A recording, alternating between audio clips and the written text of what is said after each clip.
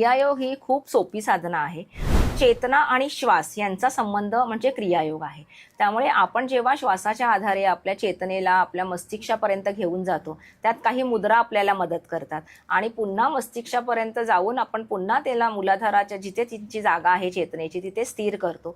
हा एवढा प्रवास असतो आपल्या क्रियायोगामध्ये आणि ही प्रकारची प्रक्रिया कुठेही कोणत्याही इतर साधनेमध्ये नसते.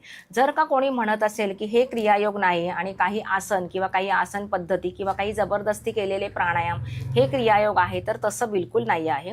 क्रियायोग ही महाअवतार बाबाजींनी आपल्यासाठी अतिशय सोपी करून आणलेली श्वास प्रणाली आहे आणि ती जर का आपण व्यवस्थितपणे केली तर फार कमी काळामध्ये माणसाचं उत्थान उत्क्रांती होऊ शकते आणि तो जीव अधिक प्रगत होऊन फार त्याचे मधले काही जन्म त्याला मग ते यावे नाही लागत आणि तो प्रगत योनीमध्ये किंवा प्रगत जीवन जगू शकतो.